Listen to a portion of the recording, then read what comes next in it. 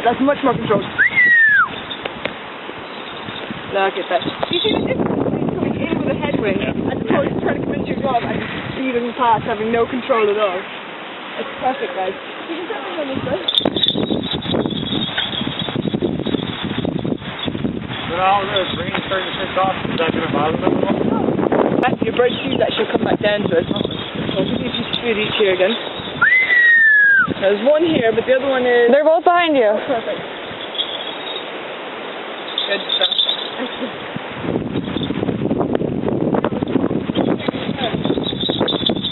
Ah, that was weak. Come on. She didn't... Come back.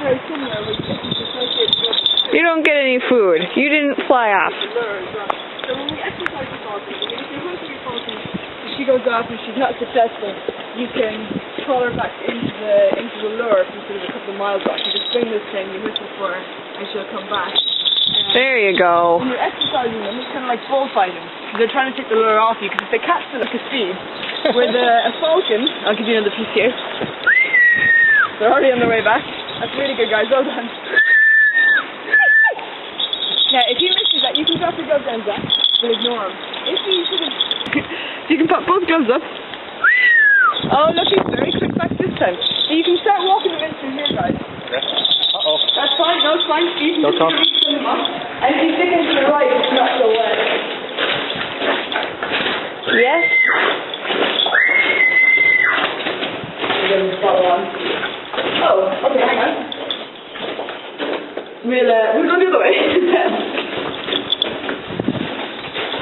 We'll easily downstairs. The man is jetting around it there. So by the end of the world, if we both into someone. But it tends to be that two birds is great fun and four is a bit crazy. So we'll head up in here. Hello. You can send Sarah off. You can show that there's no more left. He's convinced that there's more. Here we go. And here we go. And we're going.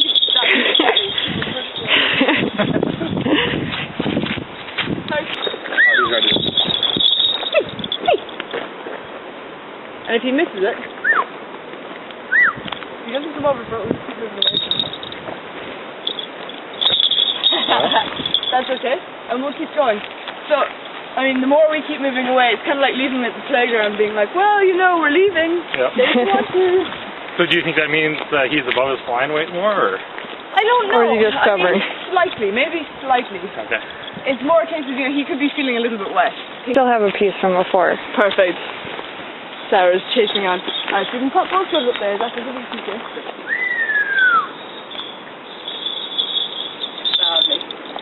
Good job, guys.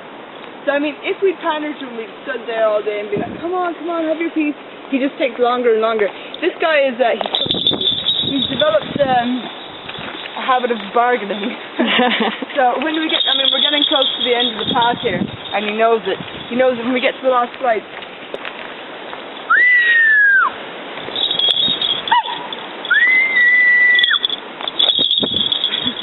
the Geber, I think, is back a piece each.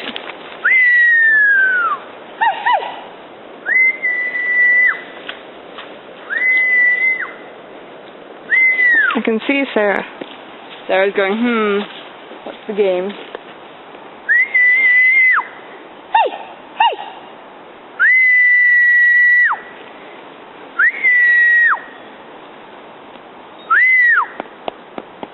He can have this piece, and I'm going to tie him on when he comes back. Look, that's a beautiful flight. Now you see, and you can open your fingers and show him it's all gone. See the wings down, and the fact he's kind of glaring at me. Sticking my hands in early like that, that's bad manners. But once he knows it's all gone, so you can show him your fingers. I have open your fingers? one more. There we go, perfect. Then he's quite happy that there's nothing left that's worth defending. And he'll settle down and relax a bit. Very good. We will put him on here. And we'll keep moving away from Mister. He's not too far away, I could hear him a second ago. Lurking on the edge of the woodland. The reason, I mean, they're flying as quickly now as they were at the end, or at the beginning rather, is that none of the food has hit the stomach yet. So it's all sitting in a pouch at the base of the neck here, Oh, really? So if you're very gentle, you can pop your finger under there. It's the only time we touch them. Oh. It might be the camera. I'll hold on to that for you. Do you feel that lump? Yeah. That's all of his food. Ah! He can fit half a rabbit in there. Ah! And then it looks like that, and he's really pleased with himself. Hello. And what we'll do is we'll give Geeber one more chance. If he doesn't come back, we'll just keep moving on away from him again. So you can drop your elbow in by your side. Now he might try and fly off. He'll be expecting you to cast him. If you keep your fingers nice and tight.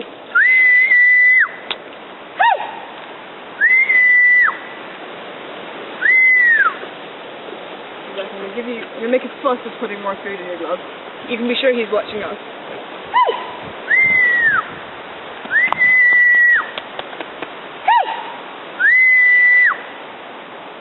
So you can drop your glove right down by your side, otherwise your arm will get tired, and we'll just move on away from him. So we'll just keep moving and moving and moving, up and away from him, and see if he follows the plan. Now sometimes he calls our bluff, and he starts, and we wind up having to go back to him, but ideally what we want is that he's going to follow us on. How long until the extra just in their food? It's completely under their control, so once we get back to the school, it tends to be then they start pushing the food over. You see them actually doing it, they'll look like they're going to scratch their back, or like they're doing a big swallow, and that pushes all the food down into the stomach. But I mean, of everything we gave them there, the only thing that will be left tomorrow will be Annie's fur and feather that was on the meat. Oh. They digest bones, beaks, talons, teeth, the whole lot. Wow. No, we're not going anywhere.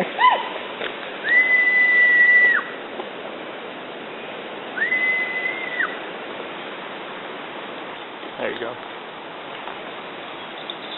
And then if you have your glove just here, you usually can't resist coming back up to the gloves from the ground. It's easy food and it's so close. You have your so well system, you can let him have it there. Perfect. So he actually did follow us on. I thought he was way back because I didn't hear him follow. You can see we're moving away. He doesn't want you to get too far away. Yeah. So that was really good, guys. Thanks for your patience with that now. No, that was great. It means that he has to do what he's told. And you can see, I mean, even though it's been drizzling on us all the time, they're not really wet. No, they aren't. They're pretty dry. And he will probably jump around like a little lunatic.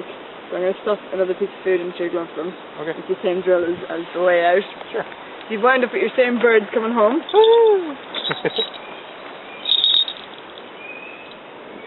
Perfect, and we'll head on in. And he might jump around like Sarah, expecting that he's going to be passed off.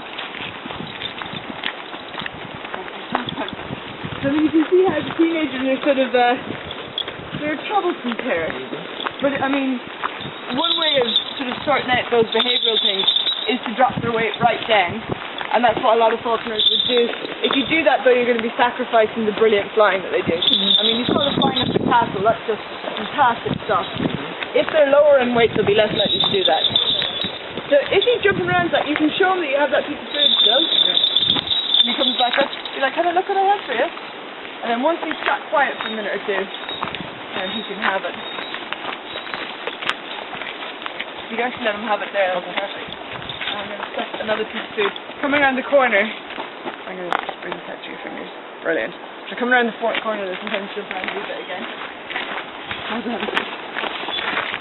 Actually where I can small the food, you know. You can see the lumps more so when he's fat. They'll be almost worth checking. He's I know. Don't be so silly. Just very gentle. Yeah, he might not. It's alright, we'll ignore him. Okay. So, that lump, sometimes, I don't know feel about it, you can tell if he's actually gone and caught something by himself. Oh. If he disappears into the woods like that, there is always a chance. Sarah, my bird. Say hi, Sarah. Sarah means summer, but he's a boy. Oh, good guys. Come on in.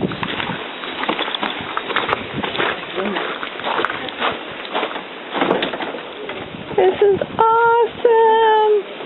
So we're going to change our equipment.